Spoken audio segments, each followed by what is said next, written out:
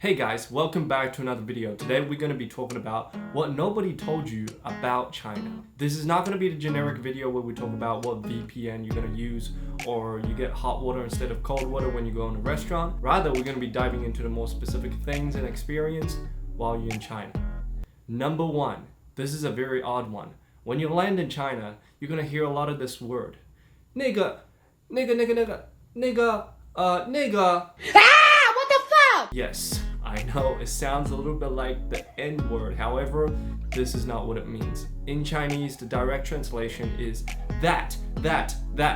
Chinese people really like to use that as the beginning of the sentence. So don't be weirded out when you hear that. Number two, if you're a foreigner, especially if you've blonde hair and blue eyes, be ready to be approached, photographed, and observed by the local Chinese. It doesn't happen so often in Shanghai because Shanghai is quite an internationalized city. However, if you go to the rural area or the smaller cities, wow, you're gonna feel like a star. You're gonna be surrounded by a bunch of people. Wow, look at him.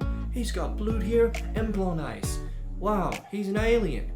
Yeah, because these people never seen a foreigner before. Number three, when you go to a Chinese market and they see you as a tourist or a foreigner, they're gonna take advantage of you. 220. 200. 200. No. Whatever price they give you, what you gotta do is you drop that by 80%. Yes, 80%. That's where the actual price is usually. So don't be shy to bargain and negotiate the price on a massive scale. If they say it's $100, most likely it's $20 or maybe even $10. Number four, be ready for people to judge you by your star sign. So in China, it's very common for the first couple of questions, they will ask you, what is your star sign? Okay, let me tell you how serious this is. When a girl asks for your star sign, if your sign happened to be her match sign, it could influence her decision if she want to date you or not. Number five, when you get in the Chinese taxi, get ready for some fast and furious, aggressive, ruthless driving actions. For those of you who've never been to China, here's the context. There's more than 1 billion people. Think of the streets. How crowded is the traffic? So if you don't fight for your spot, there is no way you will advance and even move forward in the traffic. You gotta be a ruthless driver if you want to get from point A to point B. Number six. This is 6 in Chinese. Get ready to share a lot of food with like 10, 15 people. Everybody orders everything and just put it on the table and everybody share it together. Now that we're on the dinner table, let me bring you to number 7. Get ready for others to fill your place with a lot of food. Let me explain. When you're the guest, the hosts usually like to pick the food from the dishes with their own chopstick and put it in your own plates. Why would they do that, you may ask? It's a sign of respect to show that you're the priority, you're the most important person in the room. We want to give the food to you first. So when that happens, don't get weirded out. Which brings us to number 8. Get ready to eat a lot of animal organs in China. Hell no! I don't know why it's a common thing in China, but Chinese people just love eating animal organs. Alright, we're still on the dinner table. We're not done with the dinner table yet.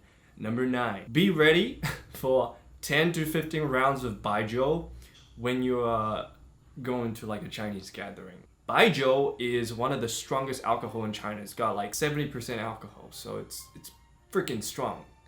And they put it in this tiny cup because it burns the hell out of you. However, it's very smooth.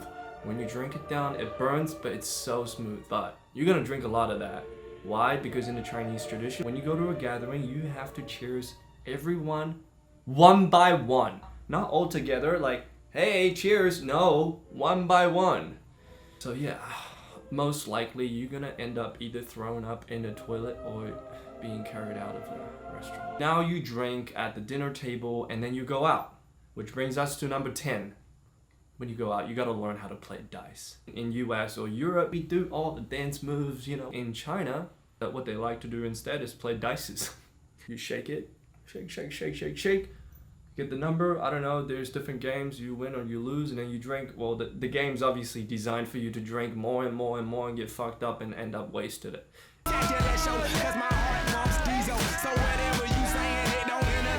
Number 11. So after you get drunk, most likely you guys gonna end up in 2 places. Clubs or karaoke.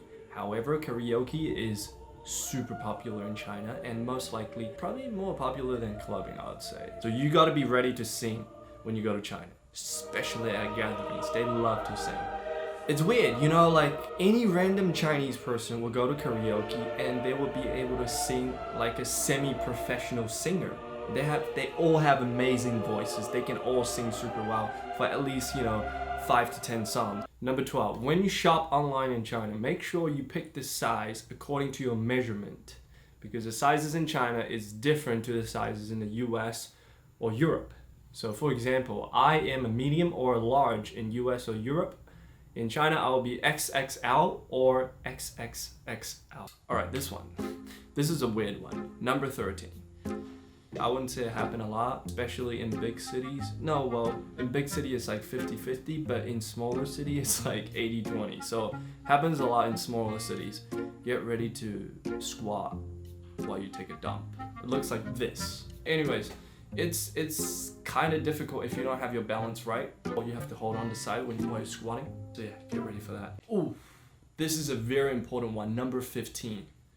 Don't believe any picture you see on Chinese social media when you're looking at a profile. Dude, the amount of editing in the pictures and videos in China is insane. I mean, I don't know if it's true, but I feel the Chinese photo and video editing app, it's on a different level. You can alter literally anything on your face. It's like Photoshop, but in a super easy way, because Photoshop is mostly used for professionals. If you don't know how to use Photoshop, you just can't alter your picture that much.